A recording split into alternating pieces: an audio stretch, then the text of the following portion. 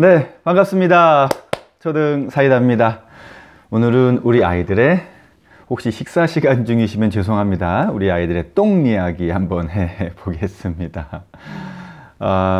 어른들은 사실 잘 이해가 안 되는 부분이 있습니다. 초등 저학년 아이들 중에 똥, 오줌, 방귀 뭐 이런 이야기를 자주 하는 아이들이 있죠. 4, 5학년이 되면 줄어들지만 3학년까지 줄기차게 이런 이야기를 하는 아이가 있고, 주로 남학생들이 여학생보다 조금 더 많이 하는 편입니다. 그리고 이런 이야기를 하면서 무척 즐거워하죠. 어른들이 보기에 이해가 안 될 정도로 똥이라는 단어만 나오면 막 깔깔대고 웃고 좋아합니다. 초등 저학년이나 미취학 자녀를 둔 학부모님 중에 내가 우리 아이를 웃기고 싶은데 어떻게 해야 할지 잘 모르시겠다면 그냥 가끔씩 아이고 똥 마려 하면서 화장실로 뛰어가시기만 해도 아이들은 무척 즐거워할 겁니다. 어른들 입장에서는 이게 남들 앞에서 쉽게 꺼낼 단어는 아니죠. 뭐 불쾌감을 줄 수도 있고, 우리 아이가 여러 사람들 앞에서 이런 이야기를 자꾸 한다면 이제 난감해 하실 때도 있을 건데요. 이걸 못하게 해야 하나. 고학년이 되었음에도 특히 점심시간에 학교에서 뭐 똥, 방귀 얘기를 하면서 깔깔대며 웃는 남자아이들이 있습니다. 뭐 초등 3학년까지는 빈번하고요. 그럼 대부분의 여학생들이 너무 싫어하죠. 선생님 더러워서 밥 못 먹겠어요. 일단 식사 시간에는 누군가에게 피해를 직접적으로 줄 수 있기 때문에 저도 주의를 주는데요. 그렇지 않고 일상생활 중에 아이들끼리, 친구들끼리 주고받는 얘기는 그냥 넘어가 줍니다.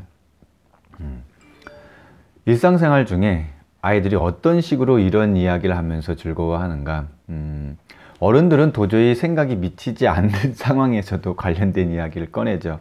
조금 부정적 시각으로 판단을 하면 얘는 머릿속에 하루 종일 똥 생각만 하고 있나? 라는 생각이 들 정도인데요. 뭐 이렇습니다. 미술 시간에 색칠하다 말고 야 이거 나무 색깔 봐봐, 내 똥이랑 색깔이 똑같아.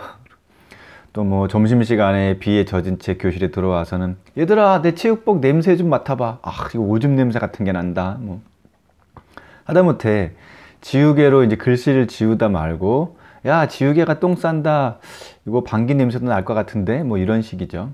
더 이해하기 어려운 건 옆에 있는 다른 아이들이 어디 하면서 관심을 갖고 쳐다보고 막 웃는다는 거죠. 아이들의 세계는 참 알기가 어렵죠. 왜 그렇게 지저분한 얘기를 하면서 좋아하는 걸까? 이게 괜찮은 건가? 일단 미취학 아동 초등 3학년 정도까지는 뭐 똥 이야기 하면서 웃고 떠드는 것 괜찮습니다. 고학년까지 그러는 아이들이 있기는 한데 그렇다고 뭐 크게 혼내실 필요까지는 없어요.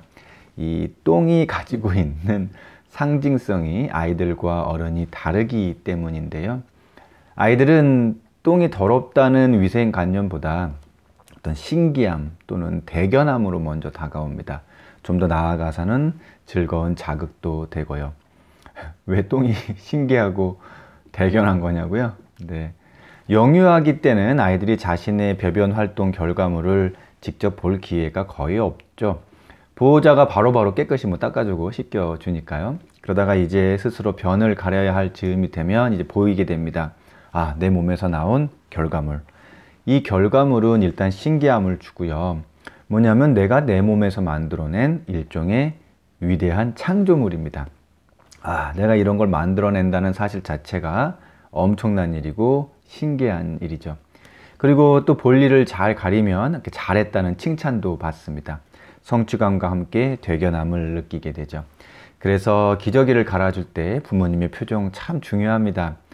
우리 아이가 황금똥을 쌌다고 하면서 대견해 하시는 그런 표정, 말투, 이미 그것만으로도 아이의 자존감이 높아집니다. 내가 만들어낸 첫 번째 창조물에 대한 인정이 되는 거죠. 처음 대소변을 가릴 때 이렇게 부모의 반응이 아이의 자존감까지 영향을 줍니다.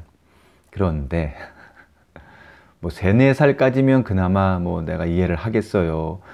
유치원이나 저학년까지도 계속 이런 이야기를 하면서 즐거워하는데 이거 그래도 되는 건가요? 이제 그 이유가 도대체 뭔가요? 네. 유치원생이나 초등 저학년 아이들이 똥 이야기를 즐거워하는 이유는 이제 창조물이라는 개념을 넘어서 다른 차원으로 이동한 겁니다. 배변 활동을 하면서 배설의 욕구를 충족하죠. 배설을 할 때마다 이제 쾌감이 있습니다. 프로이드는 이걸 아이들이 느끼는 성적 쾌감에 비유해서 설명했는데요. 당시에는 비판을 많이 받았습니다. 성이라는 단어를 금기시하던 시절, 더구나 아이에게 비유해서 사용했기 때문인데요. 지금은 그 이론에 대해 비판적으로 받아들이기보다 정설로 받아들이고 있습니다. 이렇게 설명을 드릴 수 있겠어요. 유치원 아이들이나 초등 저학년 아이들이 똥 이야기를 하면서 웃고 즐거워하는 건 그들 수준에서 최고로 높은 육체적 쾌감에 대한 이야기를 하고 있는 거죠. 뭐랄까요? 유치원 아이들의 야한 농담이라고 생각하시면 됩니다. 그러면요, 선생님, 부모 입장에서 더 자제 시켜야 되는 거 아닌가요? 네. 어른들도 격 없는 친구들, 친한 친구들을 만나면 가벼운 야한 농담을 주고받기도 하잖아요. 그 정도 수준으로 바라봐 주시면 됩니다.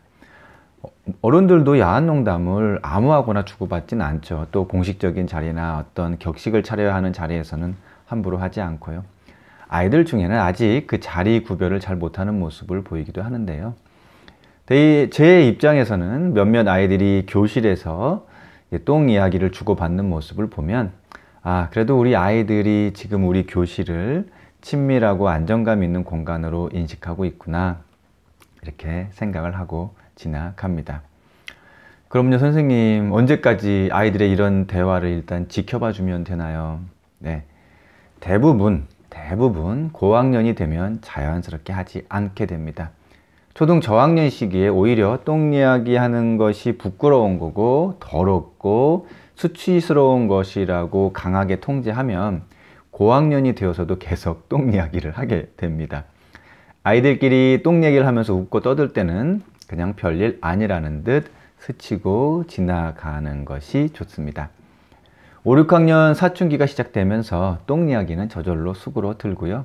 그때부터 이제 들리지 않는 소리로 자기들끼리 진짜 야한 얘기로 넘어가는 수순을 밟습니다.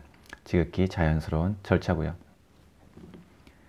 초등 고학년이 되었는데 그럼 계속 이런 이야기를 한다면 아직 어린아이 수준에 머물러 있다고 봐야 하는가? 예, 거의 맞습니다. 그래서 여학생들의 경우 초등 5, 6학년 남학생들 중에 계속 똥 이야기 하면서 웃고 떠드는 아이들을 보면 엄청 유치하게 생각합니다. 사실 여학생들 입장에서는 5, 6학년 남학생이 아니라 이제 유치원생 남학생 정도로 보이겠죠. 네. 아이들이 이런 똥 이야기, 방귀 이야기를 할 때 더러운 얘기 한다고 야단치거나 걱정할 일이 아니라 그냥 이렇게 자연스럽게 지나가면 되고요. 그래도 한 가지 유의할 점은 있습니다. 뭐냐면 좀 드문 경우이긴 합니다만 간과하고 지나가면 안 되는 부분이 있어서 하나만 말씀을 드릴게요.